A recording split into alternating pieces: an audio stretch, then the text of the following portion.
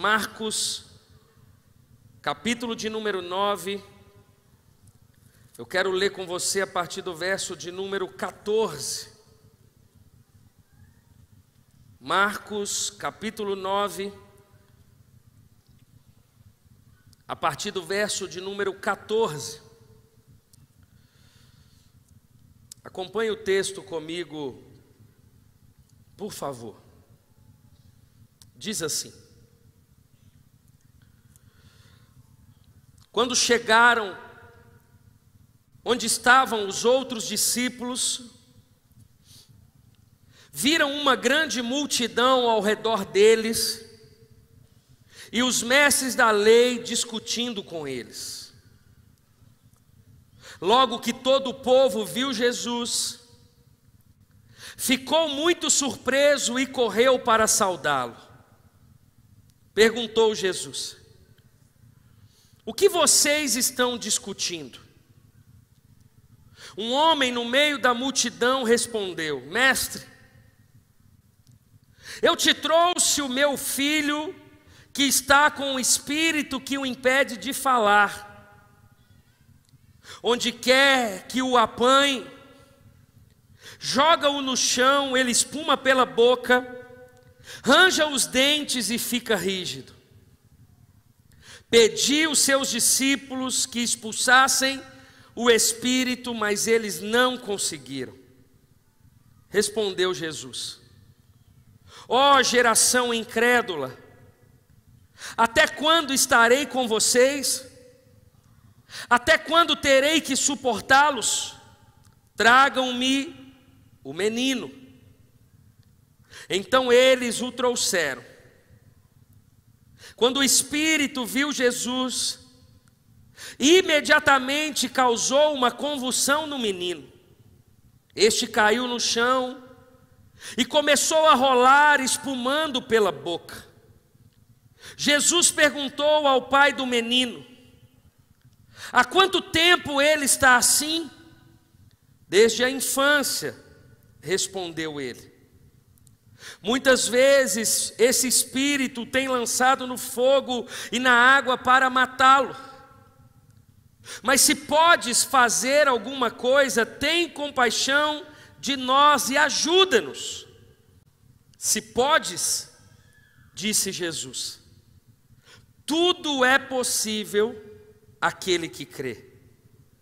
Imediatamente o pai do menino exclamou: creio, ajuda-me a vencer a minha incredulidade.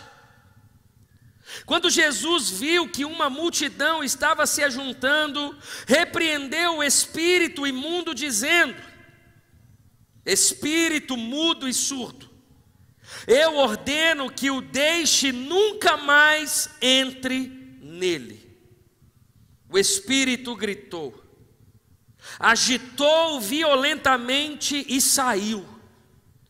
O menino ficou como morto, ao ponto de muitos dizerem: ele morreu. Mas Jesus tomou pela mão e o levantou, e ele ficou em pé. Depois de Jesus ter entrado em casa, seus discípulos lhe perguntaram em particular: por que não conseguimos expulsá-lo? Ele respondeu: essa espécie só sai pela oração e pelo jejum. Eles saíram daquele lugar e atravessaram a Galileia. Jesus não queria que ninguém soubesse onde eles estavam, porque estava ensinando seus discípulos e lhes dizia: o Filho do Homem está para ser entregue nas mãos dos homens. Eles o matarão e 3 dias depois ele ressuscitará. Mas eles não entendiam o que ele queria dizer. Receio de perguntar-lhe. E tinham receio de perguntar-lhe. Curve a sua cabeça por um instante, por favor. Espírito Santo, nós estamos aqui nessa noite diante do Senhor. A tua palavra é lâmpada para os nossos pés e também luz para os nossos caminhos. E nós queremos tanto ouvir a tua voz por meio do texto, por isso fala ao nosso coração. O Senhor conhece a necessidade de cada um dos nossos irmãos, e a minha também. Por isso que sentado à sua mesa nessa noite de ceia, nós queremos ouvir a tua voz, aprender sobre o teu reino e selar toda essa palavra, ceando e trazendo à nossa memória a morte e a ressurreição do Senhor. Por isso, fale ao nosso coração, e desde já nós devolvemos somente o teu Filho toda honra, toda glória e todo louvor dessa palavra, dessa noite e de toda a nossa vida, em o nome de Jesus. Amém. Um discípulo intencional é o tema dessa mensagem. Nesse exato momento, como eu disse, diante de toda a temática do Congresso de GC, que o tema é uma igreja de discípulos, hoje pela manhã nós falamos sobre viver um relacionamento público e crescente com Jesus Cristo. E nessa noite nós queremos falar sobre a intencionalidade de um discípulo de Jesus, as ações, a conduta, o testemunho, os passos de alguém que se diz conhecer a Jesus. Bom, nós acabamos de ler o Evangelho de Marcos, e o Evangelho de Marcos traz uma realidade de uma falha dos discípulos direto de Jesus. Se você segue esse texto e os demais que estão adiante do capítulo 9, um pouco do capítulo 10, você vai perceber algumas sequências de reprovações de Jesus em relação aos seus discípulos. E me cabe nessa noite fazer uma primeira pergunta. Você, como discípulo de Jesus, você tem sido aprovado ou reprovado? Eles eram discípulos, eles não eram seguidores, eles não eram ímpios, eles não eram pessoas convencidas apenas com o Evangelho. Eles foram chamados pelo próprio Jesus na beira do caminho. Eles haviam se alistado nesse exército, eles haviam se posicionado, eles já tinham visto muitos feitos através das mãos de Jesus. Eles já tinham visto Jesus curar, eles já tinham visto Jesus fazer tantas coisas. E obviamente, meus irmãos, nós sabemos que a vida de um discípulo é um processo, é exatamente esse relacionamento público e crescente com Jesus. É por isso que Paulo, ele vai tratar a vida cristã como uma corrida, que tem um ponto de chegada, mas nós estamos correndo, nós estamos em um trajeto, nós estamos em um processo, mas cabe, por meio da igreja de Jesus, alinhar um pouco das nossas compreensões. A primeira compreensão que eu quero trazer para você, ainda no campo da introdução, é que existe um pensamento antes de você se tornar discípulo, e existe um outro pensamento depois que você se torna um discípulo de Jesus. O pensamento antes de sermos um discípulo de Jesus É uma visão tanto quanto egoísta a respeito do nosso papel na terra. É como se antes de conhecer a Jesus, o nosso objetivo em termos vida aqui na terra é conquistar as nossas coisas, é viver as nossas vontades, é realizar os nossos sonhos, e acabou. É uma compreensão de que a vida que você tem aqui na terra é sobre você. E está tudo bem alguém que não conhece a obra da cruz pensar dessa forma. Mas está tudo errado quando alguém que conhece a obra da cruz continue pensando na perspectiva de vida, numa compreensão egoísta. Está tudo certo para quem não teve as escamas dos olhos caídas. Está tudo certo para quem ainda não teve uma experiência real com Jesus Cristo. Mas está tudo errado para aqueles que Jesus chamou da beira do caminho e disse: venha, vinde após mim. As escamas dos seus olhos caíram. Aquele que mentia não mente mais, aquele que roubava não rouba mais. Esse não tem a compreensão de que a vida terrena é sobre você. Mas um verdadeiro discípulo, ele tem a compreensão de que só temos vida na terra por causa da missão de Deus. Você faz parte de uma missão. Eu faço parte de uma missão. Você há de concordar comigo que a gente já não faz mais apenas o que a gente gosta. A gente não faz o que a gente quer. E na verdade a gente nem sente vontade muitas vezes de fazer o que nós queremos. Nós temos prazer na vontade de Deus, sim ou não? Por exemplo, talvez tinha um lugar que te daria, humanamente falando, mais prazer do que você estar aqui nessa noite. Você poderia estar assistindo um filme, você poderia estar fazendo um churrasco, você poderia estar em comunhão com amigos, você poderia estar dentro de uma piscina aquecida agora, você poderia estar fazendo tantas coisas, e você está aqui, por quê? Porque você sente prazer no Senhor e nas coisas do Senhor. O Senhor tomou os seus pensamentos, o Senhor tomou o seu coração, Ele supriu o vazio da sua alma, e o seu entendimento agora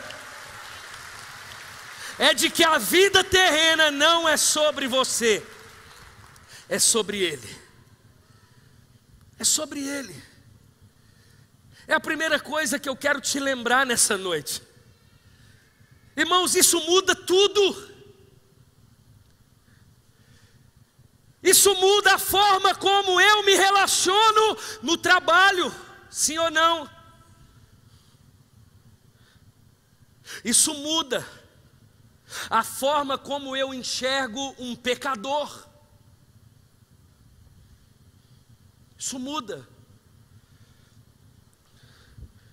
Eu confesso, irmãos, que nesse tempo, principalmente nesses últimos meses, diante de uma sociedade tão polarizada, graças a Deus, que a salvação é obra exclusiva de Deus. Porque se dependesse de mim e de você, o que tem de pecador e de ímpio que jamais entraria numa igreja nos dias de hoje? Graças a Deus que é obra de Deus. O irmão está lá na casa dele, ímpio, pecador, e me vem um pensamento nele: olha, procura a igreja. Ele vai na igreja, o pastor prega, ele aceita Jesus e tem a vida transformada.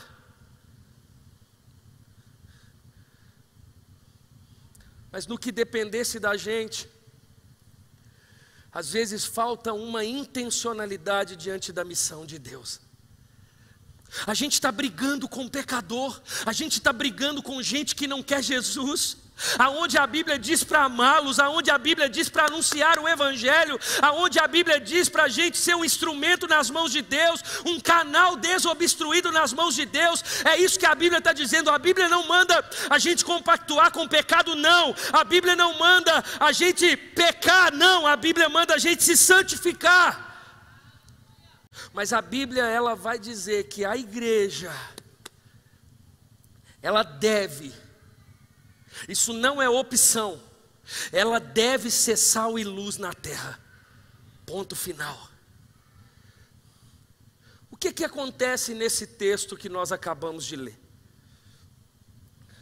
Jesus, ele tinha acabado de descer do monte da transfiguração. Ele tinha tido uma experiência sobrenatural com poucos discípulos. Mas quando Jesus, ele desce do monte e ele vai para a planície, ele vai para a coisa terrena, aonde ele vai para o meio do povo, assim que ele desce, a Bíblia vai dizer que ele vê um pai necessitado. É isso que tem na terra, irmãos. Às vezes a gente quer viver só de monte, mas a gente tem que pôr o nosso pé na terra e assumir a nossa responsabilidade. Jesus, quando ele desce do monte, é isso que tem na terra, é isso que tem ali no meio do povo, é necessidade, é gente endemoniada, é pai gritando, é gente passando fome, é familiar brigando, é egoísmo, é tantas realidades que são obras da carne. Agora, quando Jesus ele desce, o que me chama a atenção é que nesse lugar de planície que ele desce, os discípulos estavam ali. Eles já estavam ali. O pai necessitado já estava ali. Eles não chegaram depois que Jesus chegou, os discípulos não chegaram após, o pai necessitado não chegou após, o menino possesso de demônio não chegou após, eles já estavam ali, os discípulos de Jesus já estavam ali. E o que me chama a atenção é que Jesus, ao olhar para os discípulos, eles estavam discutindo, ao invés de ajudar o pai e o filho necessitado. Eles eram discípulos? Eram. Eles tinham visto Jesus fazer tantas coisas? Tinham. Jesus os chamou na beira do caminho? Chamou. Mas não havia uma intencionalidade. Não havia uma compreensão certa do que fazer na hora certa. É como se eu estou aqui e eu faço o que eu quero, e agora eu não quero ajudar esse filho possesso, eu quero discutir. É a mesma compreensão de quem não conhece a obra da cruz. Eu faço o que eu quero e não o que o Senhor quer. O texto vai dizer: quando chegaram onde estavam os outros discípulos, viram uma grande multidão ao redor deles e os mestres da lei discutindo com eles. Logo que todo o povo viu Jesus, ficou muito surpreso e correu para saudá-lo. Perguntou Jesus: o que vocês estão discutindo? Um homem no meio da multidão respondeu: mestre, eu te trouxe o meu filho que está com um espírito que o impede de falar. Onde quer que o apanhe, jogue no chão, ele espuma pela boca, range os dentes e fica rígido. Pedi os teus discípulos que expulsassem o espírito, mas eles não conseguiram. Irmãos, que realidade triste de dizer que somos discípulos de Jesus, mas não agir como Jesus, de ter uma carteirinha de membro, como eu mostrei aqui, de nos questionários que você preenche na sua vida, no tópico da religião você coloca evangélico, mas quando tem uma pessoa necessitada do seu lado, você não consegue ser como Jesus. Nunca foi tão necessário que os discípulos, aqueles que são chamados de discípulos de Jesus, esses se consagrem mais, esses orem mais, esses vigiem mais, esses tenham um casamento mais saudável, esses tenham as finanças mais alinhadas, esses tenham um nome na praça, esses sejam graciosos, educados, esses sejam amáveis na sua família, sejam esses os que honram os pais. Está cheio de crente discutindo com o irmão que não conhece a obra da cruz, em quem vai ajudar o pai e a mãe. Ajude, ao invés de esperar quem não quer ajudar. Nós somos discípulos de Jesus. Para de ficar discutindo na internet, querendo saber sobre a vida de todo mundo. Tem gente necessitada, tem gente do seu lado batendo na porta, e você está preocupado com o Twitter, com o Instagram. Tem gente perto de você dizendo: me ajuda, o meu filho está possesso, e você não ajuda. Jesus chega para resolver, porque Ele sempre resolve. E o necessitado diz: eu pedi para ele. Mas é a mesma coisa de não ter pedido.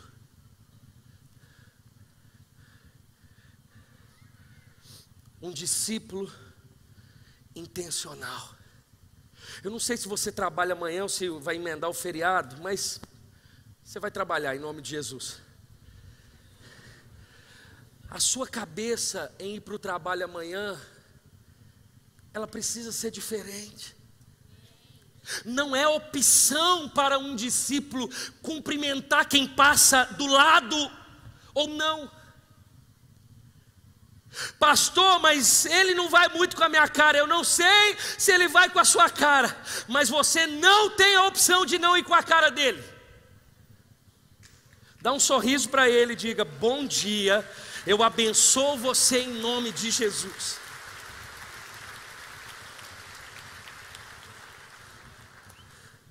Nós não temos essa opção, irmãos. A nossa cabeça precisa mudar. Jesus então, Ele resolve, Ele deixa os discípulos de lado, Ele cura aquele menino, Ele restaura aquele menino, Ele liberta aquele menino, Ele salva aquele pai, porque Ele diz: se podes, e o pai diz: eu creio. Aquele pai, ele crê no Senhor Jesus de todo o seu coração, e depois Jesus, ele volta aos discípulos. É como se Jesus dissesse: o que eu preciso fazer com vocês? Eu não sei mais.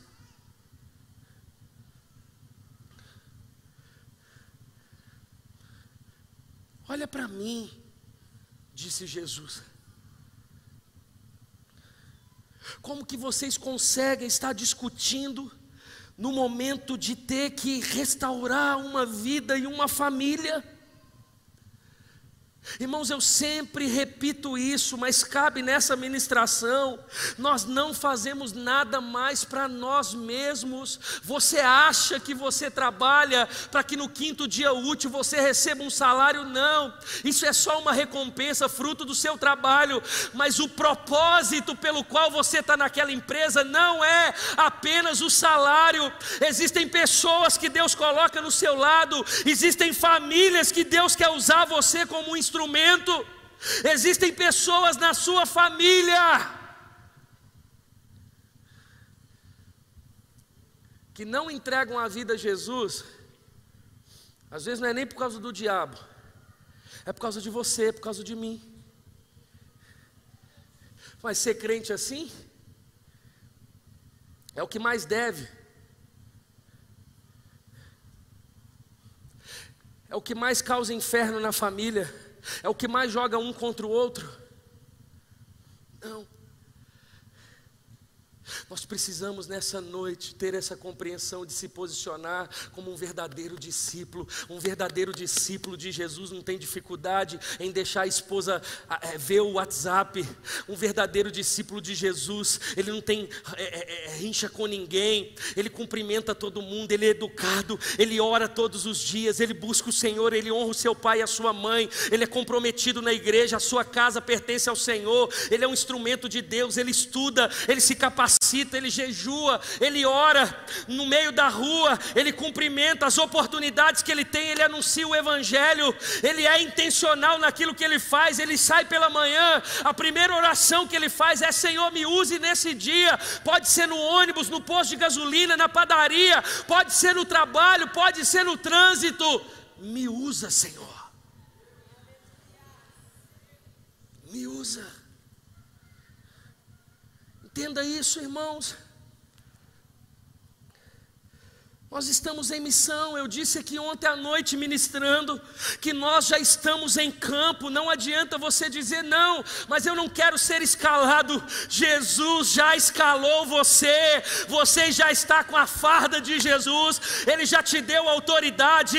Você já está com a mensagem cravada no seu coração. Você já tem o Espírito Santo toda hora junto com você.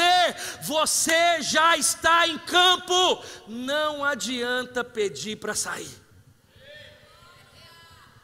Não adianta. Ele já te escolheu. É o primeiro ponto que eu quero te lembrar. Entenda que Jesus escolheu você. Foi Ele que escolheu os discípulos e é Ele quem escolheu você. Não foi o pastor Márcio batendo lá na porta do seu coração, não foi nenhum pastor, não foi um líder direto, foi Jesus que algum dia, em um momento, seja aqui na igreja, seja na rua, seja em qualquer outro lugar, bateu na porta do seu coração e disse: olha, é hoje, não tem mais jeito. Sabe esse vazio aí, esse buraco que tem no seu coração, esse abismo? Só eu consigo preencher esse abismo. Vem, vem. E você disse: sim, eu vou.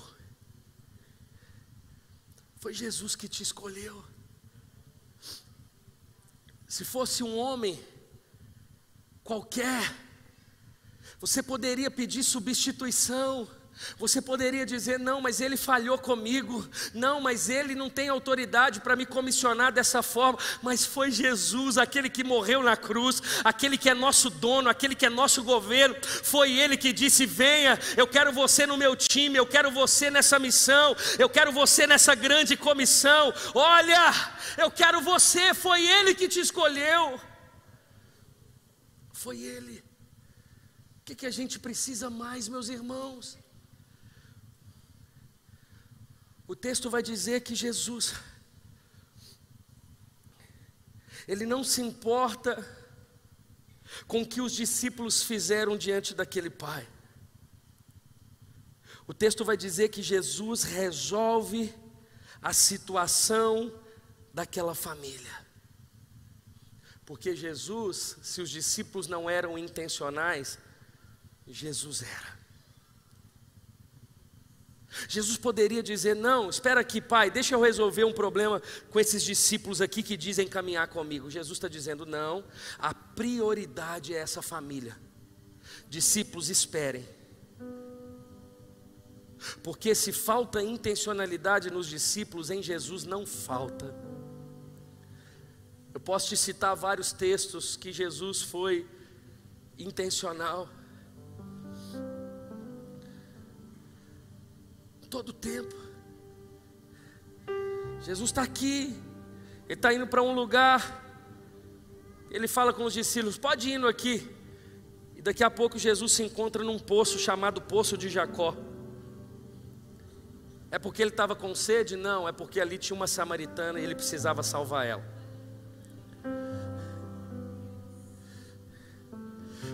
Os discípulos vão para um lugar, Jesus fala assim: ok, pode ir. Daqui a pouco Jesus está no meio de um cemitério em Gadara, para salvar o gadareno, que estava com uma legião de demônios, e de endemoniado passou a ser um missionário, pela intencionalidade de Jesus.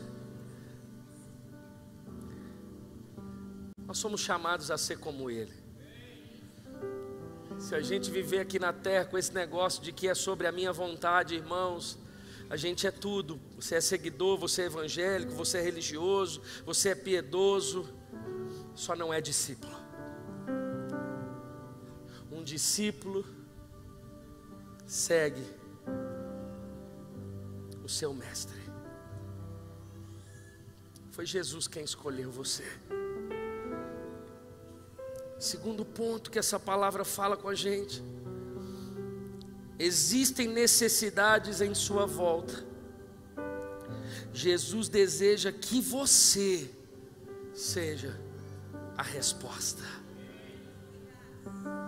Jesus, mas não pode ser o vizinho? Não, é você.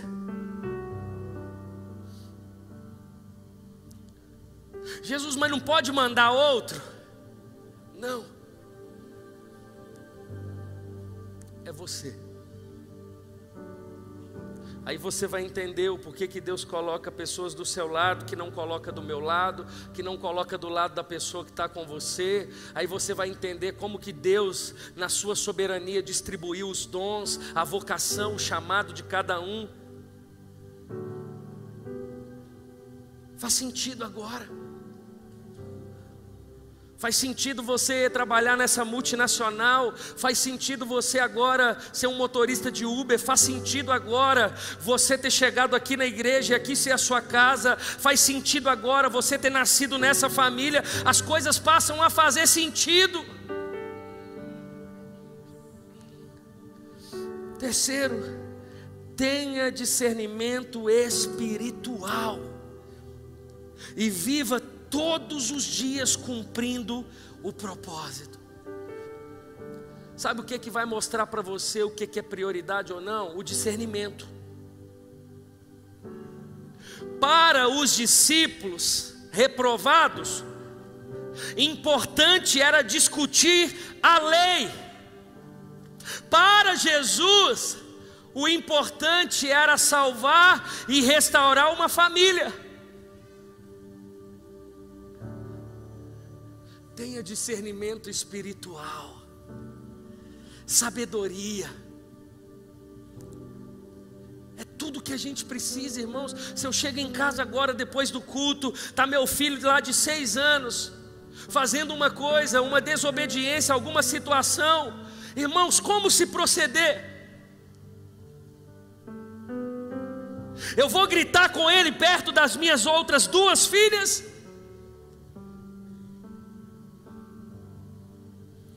Qual vai ser a forma de correção?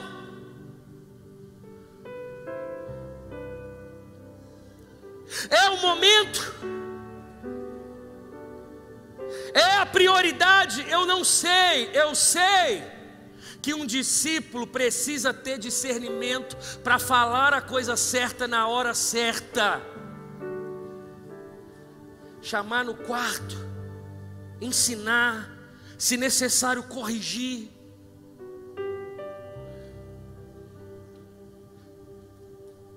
Sem deixar marcas, sem assustar as outras 2 que estão obedientes, sem fazer daquela situação uma coisa que pode aumentar mais. Discernimento. É hora de conversar. O que eu devo fazer? Eu devo ligar, eu devo orar, eu devo jejuar. O que eu devo fazer? Eu não sei. Eu sei que o Espírito Santo habita em você. E se você é um discípulo posicionado, alistado, cheio do Espírito Santo, Ele vai te falar o que é prioridade. Ele vai mostrar para você que a prioridade é o menino e não a discussão sobre a lei. Ele vai te dar essa graça. É no momento, é na prática, é em campo. Não é do jeito que a gente quer. Por isso que a Bíblia vai dizer que o coração do homem faz planos, mas a resposta vem de Deus. Você pode sair amanhã achando que o seu dia vai ser X, mas logo cedo você percebe que não vai ser nada do que você imaginou. Nada. Você chega no trabalho amanhã, quando você chega está sem luz. Um exemplo. E o patrão vira para você e fala assim: ninguém vai embora, daqui a umas 2 horas a luz vai voltar. O que você vai fazer com as 2 horas? Eu vou ficar no Instagram. Você tem 2 horas para pregar para o maior número de pessoas da sua empresa. O que você tem feito com o seu horário de almoço? Irmãos, Jesus está voltando. E não adianta esse negócio da gente estar dentro de um velório, tá lá alguém que não conheceu a Jesus, paralisado, deitado dentro de um caixão, e você tá lá com um familiar, tentando trazer alento, dizer: ele está melhor do que nós. Não, ele não está. Ele não está. Ele poderia estar, mas ele não está. Porque para mim, o meu emprego era sobre dinheiro e não sobre a missão de Jesus. É porque a minha família era para o meu ego e não para que eu seja uma bênção no meu casamento, diante dos meus filhos, diante dos meus pais. Eu não quero saber se os meus irmãos fazem. Eu quero saber que eu vou honrar meu pai e minha mãe. Eu vou cuidar deles, eu vou cuidar da minha casa. Se eu errar com a minha esposa, eu vou pedir perdão. Eu não tenho problema com isso. Eu quero viver o Evangelho. É isso que um discípulo faz. O que eu quero que você entenda nessa noite é que existe uma responsabilidade sobre mim e sobre você. E não terceirize essa responsabilidade. Mas isso é Jesus que tem que fazer. Não. Tem coisa que Ele já delegou para mim e para você. Não, mas isso é o pastor. Eu sinto muito te dizer que não é o pastor. Tem coisa que é, tem coisa que não é. Seja um discípulo, uma discípula intencional.